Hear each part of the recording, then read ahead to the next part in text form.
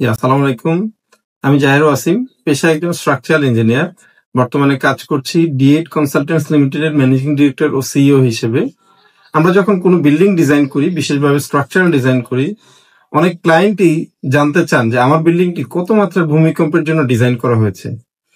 কিন্তু এই সহজ প্রশ্নের সহজ কোনো উত্তর নেই। আজকের ভিডিওতে আমরা এই প্রশ্নের সহজ একটা উত্তর খোঁজার ট্রাই করব। চলুন শুরু করা যাক।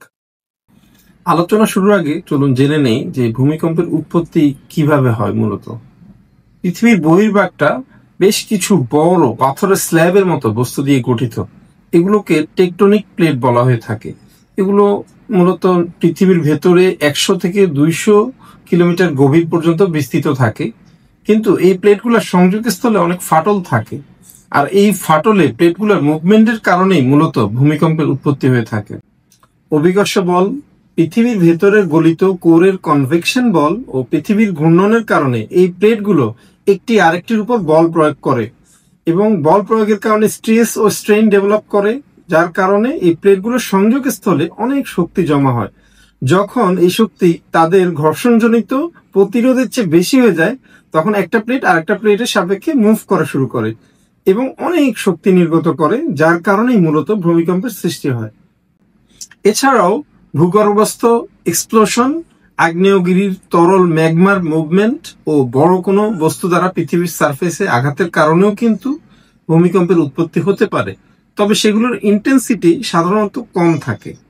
এখন এই ভূমিকম্পের মাত্রা পরিমাপের জন্য অনেক স্কেল রয়েছে। এর মধ্যে খুব জনপ্রিয় একটা স্কেল হচ্ছে রিক্টার স্কেল। এটা একটা লগারিদমিক স্কেল। 0 থেকে 9 পর্যন্ত মান প্রকাশ করা হয় এই স্কেলে। প্রতি 1 ইউনিট বৃদ্ধির জন্য 32 গুণ বেশি শক্তি নির্গত হয়। অর্থাৎ 5 থেকে 6 মাত্রার ভূমিকম্পের শক্তি হচ্ছে 32 গুণ বেশি, আর 5 থেকে 7 মাত্রার ভূমিকম্পের শক্তি 1000 গুণেরও বেশি। কিন্তু এই রিক্টার স্কেলটি আসলে উচ্চমাত্রার ভূমিকম্পের জন্য সঠিক রেজাল্ট দেয় না। তাই বর্তমানে আর্থ সায়েন্টিস্টরা মোমেন্ট ম্যাগনিটিউড স্কেল নামে আরেকটি স্কেল ব্যবহার করে থাকে। এই স্কেল ফাটলের আয়তন, স্লিপের পরিমাণ ও রকের রিজিডিটি হিসেব করে আরো সঠিক রেজাল্ট দিয়ে থাকে। এই মাত্রা থেকে একটা ভূমিকম্প কি পরিমাণ শক্তি নির্গত করলো এটা জানা যায়, তবে একটা নির্দিষ্ট সাইটে একটা বিল্ডিং এর বা একটা স্ট্রাকচারের কি পরিমাণ ক্ষতি হবে তা আসলে মাত্রা থেকে বোঝা যায় না। ভূমিকম্প একটা তরঙ্গ আকারে তার উৎস থেকে ছড়িয়ে পড়ে এবং উৎস থেকে যত দূরে যেতে থাকে তার শক্তি তত কমতে থাকে। তাই একটা বিল্ডিং কতটুকু ক্ষতিগ্রস্ত হবে এটা ডিপেন্ড করে আসলে ভূমিকম্পের সোর্স থেকে বা উৎপত্তি স্থল থেকে বিল্ডিংটি কত দূরে আছে। এছাড়া বিল্ডিং এর নিচের মাটির প্রকৃতি কেমন এবং বিল্ডিং এর স্ট্রাকচারাল সিস্টেম কেমন, এগুলোর উপরও নির্ভর করে যে বিল্ডিংটি ভূমিকম্পে কতটুকু ক্ষতিগ্রস্ত হবে। মার্কিন যুক্তরাষ্ট্র সহ আরো কিছু দেশে মডিফাইড মার্কেলি স্কেল নামে একটি স্কেল বর্তমানে খুবই জনপ্রিয়। এটি ভূমিকম্পের মাত্রা নয়, ভূমিকম্পের ইন্টেন্সিটির পরিমাপক। এটি দ্বারা আসলে বোঝানো হয়ে থাকে যে একটা বিল্ডিং এ বা যে কোনো একটা স্ট্রাকচারে কি পরিমাণ ভূমিকম্প অনুভূত হলো এবং বিল্ডিং এর বিভিন্ন কম্পোনেন্টের কতটুকু ক্ষতি হলো এটা প্রকাশ করা হয়ে থাকে। এটা রোমান হরফ 1 থেকে 12 পর্যন্ত মান দিয়ে প্রকাশ করে থাকে। তাই এই মাত্রার সাথে আসলে বিল্ডিং ডিজাইনের সরাসরি কোনো সম্পর্ক নেই। বিল্ডিং এর সাইসমিক ডিজাইনের জন্য অনেক স্ট্যাটিক ও ডাইনামিক অ্যানালাইসিস প্রসেস রয়েছে।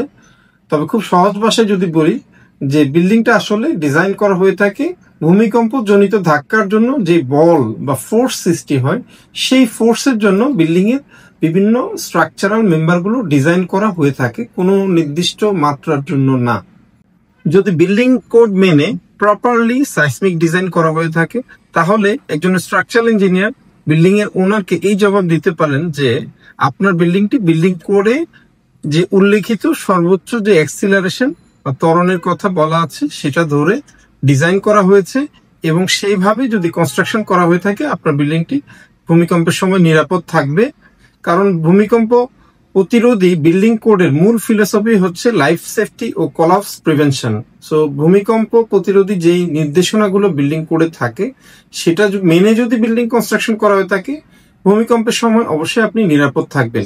এছাড়াও যদি পুরাতন বিল্ডিং এর ক্ষেত্রে আপনার এই দ্বিধা থাকে যে আপনার বিল্ডিংটি সঠিকভাবে নির্মাণ করা হয়েছে কিনা, কোড ফলো করে ডিজাইন করা হয়েছে কিনা, এটা নিয়ে আপনার কোনো সন্দেহ বা দ্বিধা থাকে, সেক্ষেত্রে আপনি একটি প্রফেশনাল স্ট্রাকচারাল ইঞ্জিনিয়ারিং টিম অথবা কোনো একটা ইঞ্জিনিয়ারিং কনসালটেন্টকে দিয়ে আপনার বিল্ডিং এর একটি ডিটেল ইঞ্জিনিয়ারিং অ্যাসেসমেন্ট করিয়ে নিতে পারেন।